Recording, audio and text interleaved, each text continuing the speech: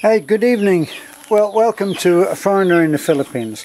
I thought I would give you an in-depth look at our Big Blue, our new truck that we got a little while ago. We waited a long time for this truck and had, as always, we had lots of different advice. You want to quit on that company that's keeping you waiting for so long. One of the things that made me continue to hope that this company would come through was because when we went to Cebu and we had a look at a vehicle that was only a slightly extended cab, what I call a 1.5 cab, and we wanted the double cab because we wanted to be able to transport my mother-in-law Nanay, who is a wonderful lady and is a treasured person in this family. She is the head of the family, and we wanted to be able to take her places in comfort. Some of the places that we've been to, we would have taken her, but it would be an uncomfortable ride in the back of the little red. So I'm going to take you a little look. This is exactly as the truck is. It's impossible to keep clean. Believe it or not, I actually washed the truck today. Just before I came home, I washed the truck when I was in Talabon. So I'll switch over so that I'm not in the picture anymore and you're looking at the Big Blue. And you're only listening to me talk. Well, this is a full shot of the truck. It's quite a good sized bed. It's 4x4 and it is a full double cab. There's nothing small about that extension. It's a double cab. Now these mirrors are pretty good because they're not attached to the doors. So they don't tend, well, this one doesn't tend to get knocked about. Now there are things about this truck that I don't even know at the moment. For instance, this is wired. Now I don't know why it would be wired, unless it is, as with some of the modern trucks, when you press on your indicators, maybe it also shows in the mirror as well. But anyway, we haven't found that switch, so we don't actually know. And that small mirror there,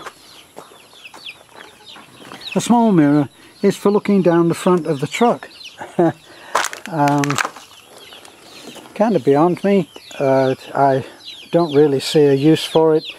The sight of it, view of it, is actually occluded by the windshield wiper.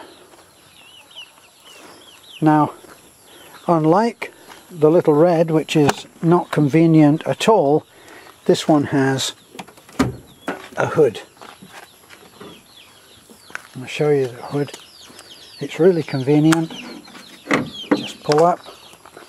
Well, there's a little catch in there somewhere. I'm trying to do this.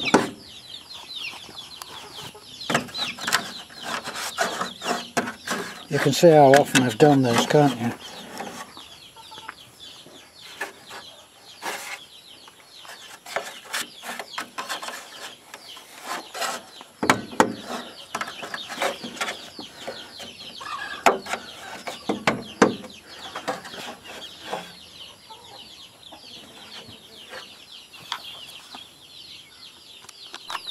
Okay, finally found the little catch that goes on there.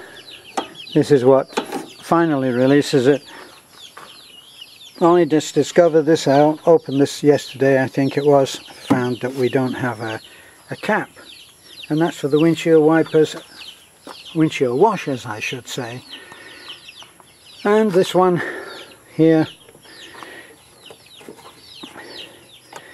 is our top up. Now there's something missing there, don't know what that is, but there's something supposed to be on there. Have no idea what it is. If anybody's out there got a Bongo, a Kia Bongo, and they know what that's for, please let us know. We'd be very interested to find out. So I think that what we're looking at here is an adjustment. Is it an adjustment for, I'm finding stuff out about this one myself while I'm trying to tell you and show you. But anyway, there's the inside. Now one thing that I do notice is that the steering, the whole steering mechanism comes down there, and that's the thing that actually bottoms out when we go down one of the really low parts of our road up. So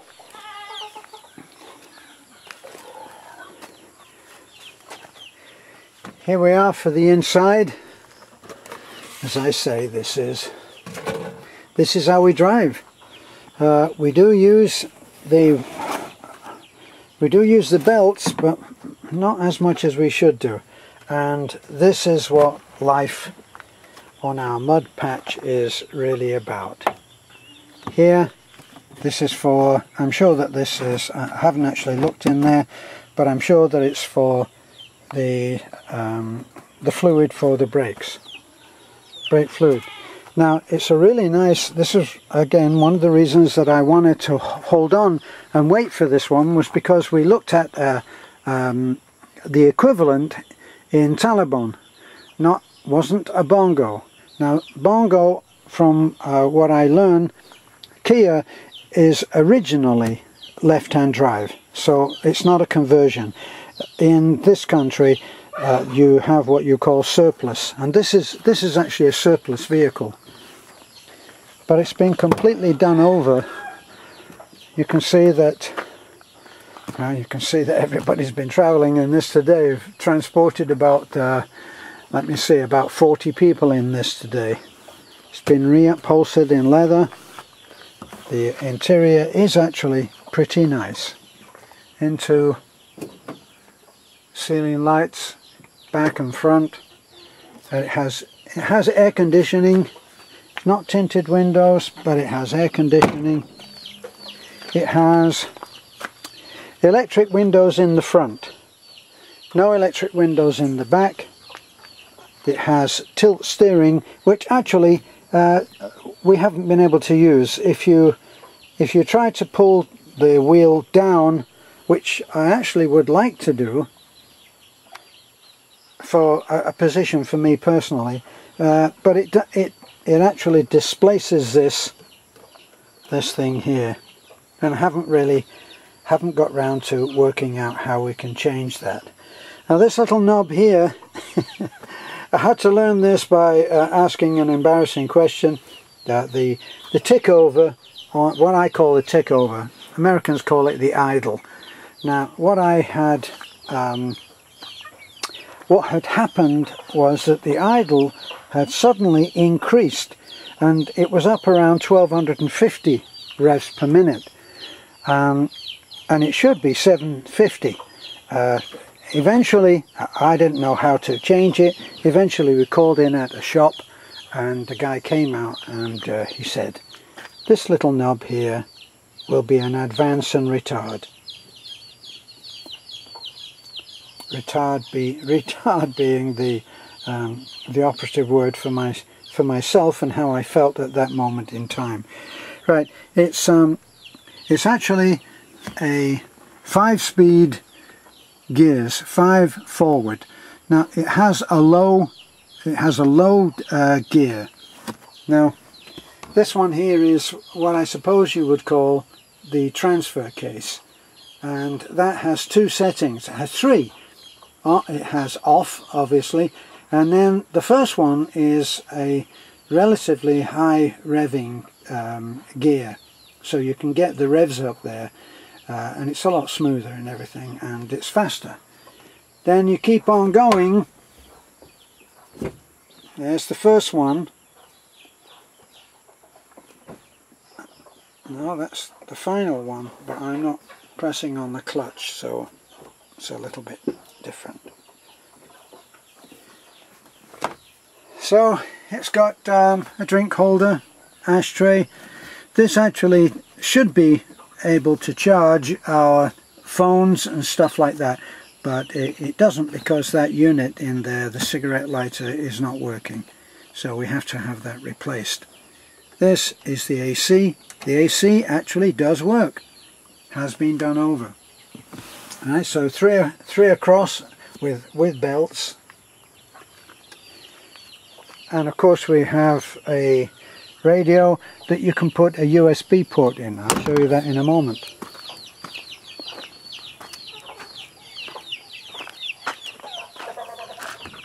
As I said, it's central locking, and they redid all of this quite nice. That's an aftermarket thing that you can see that they've done.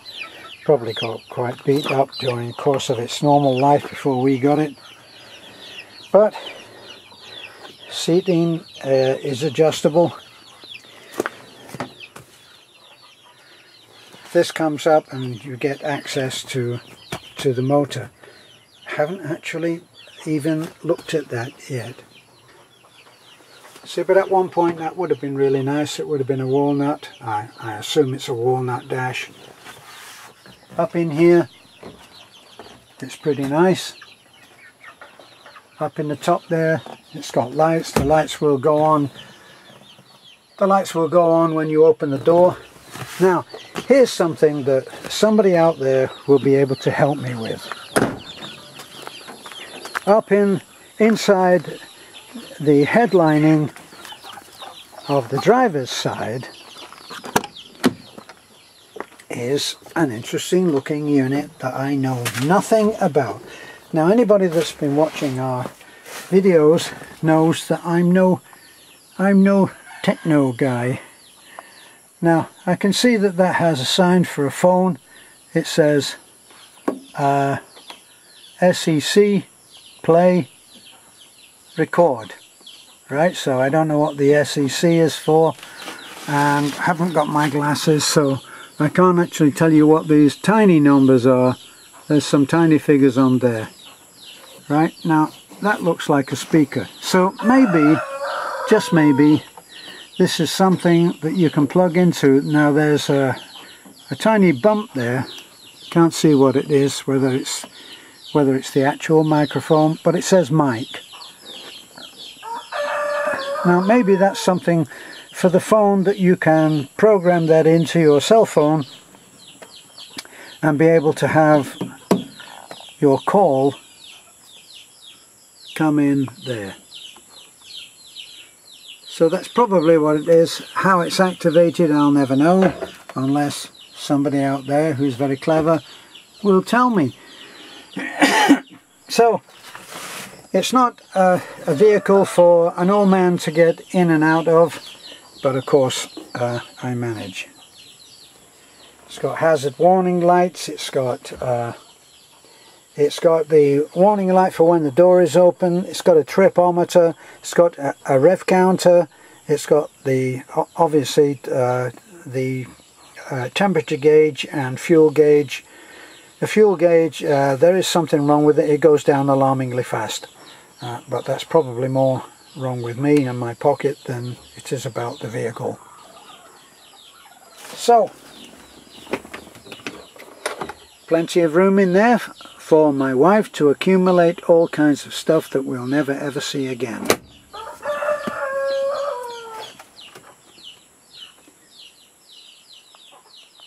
Nice high headrests on the seats, and even on the back, as I showed you. Now this is a drop leaf. It's a drop leaf truck bed. Big heavy chains, which I keep promising myself that I will buy a inner tube for a bicycle. I don't have an old one. So there we are, top shift motors. The back was painted but it wasn't painted very well, and you can see here that it's actually rubbing off. I could almost rub that off with my hands. So it did look nice, and in the States probably it would have been painted with the hard epoxy based paint, which is chip proof and which will protect the bed. This is a drop down, as you can see here. It drops down, and then this drops down as well. But the primary purpose for this vehicle is not to be dropped down on every side. It's really just for transporting the congregation to the church, kids on outings. It's really a community, you may as well call it a community bus. It's a little bit too big. It's a little bit too big for the road that we travel, as you can see here. Now, if I was living in the States or in England or any other civilized country, I would be really miffed about that. We've only had it for a month or 6 weeks or so, if that, and already it's already getting marked up, but it's a truck. Now, for those who don't know what this is the freewheeling hub. I have a little tool which I'll show you. See this here? This is what changes the wheel from being locked to unlocked. And when I first got the truck, I didn't know whether or not the hubs should be permanently locked or not. And I found out very quickly. Somebody said those hubs, you really will be damaging them, wearing them out if you don't unlock them. So I have to face that uncomfortable, inconvenient aspect of owning the 4x4, which we absolutely need. And what I did was I got a wrench, a spanner for those people in the UK. I got a spanner that was about 1 foot long, and I got the man at the welding shop to cut the thing off. There it is. He cut part of it off, bent it round in the U and welded it, and then came out, and this is what I asked him to do. Now, it's to the right, clockwise to lock it on, and anti-clockwise to freewheel them. Now I've got to remember to put that back because we're going 4-wheel drive. See, so my little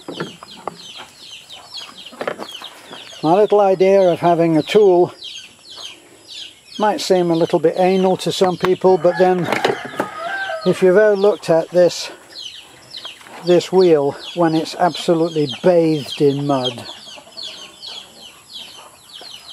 and I'm supposed to get out and actually unlock well, on the way down, that's when it's really bathed in mud because it comes right up to the hubs. You can see how much it kicks up. Bear in mind that I washed this really clean just only hours ago. So this is what it looks like inside, and it looks like that no matter how many times I clean it. So now I don't worry about it, and I say it's a truck. So it says central locking. It's got power steering, obviously power brakes, interior lights. It's got air conditioning. It's got a nice, it's got a nice stereo with speakers. No speakers in the back, but well, that's okay. Speakers in here, and here too. So 4 speakers.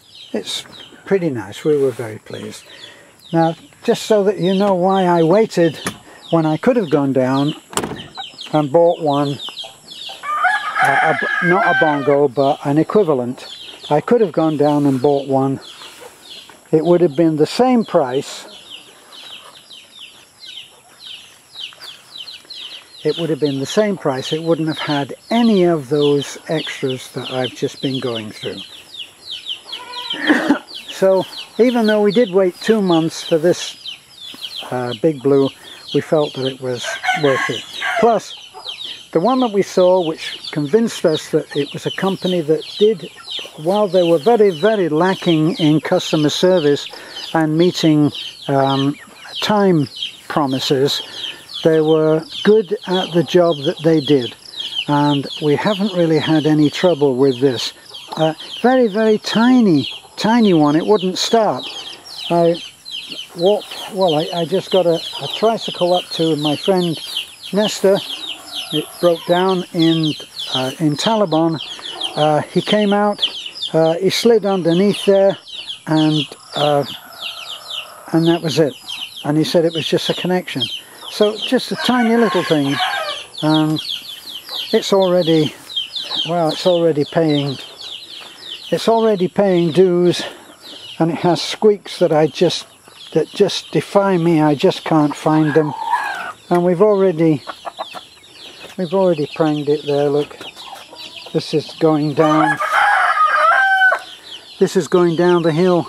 We've already done that little fender in there, and it doesn't have mud flaps on. So the mud flaps are really pretty important because it stops.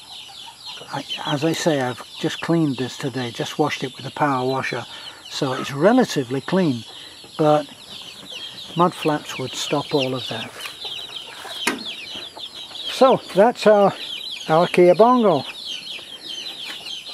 How old is it? Well, probably about 2002, I believe. Because I'm saying that because it still has the hubs that I've been demonstrating to you. On the later models, it's a handle on the column, so much more convenient. And we bought this actually sight unseen, on the basis of how well the similar Bongo was presented on the lot. We said, well, if it looks like that and it's that colour, and this actually started off life as an orange, in an orange colour, and I said, no, I'm not interested in having an orange truck. And I said, if you're willing to do our truck in that colour, then you have a sale. And that was the understanding, and that was what happened. So thanks for looking in. That's our little truck, a little touch of our life, such as it is. This is a foreigner in the Philippines. Bye for now.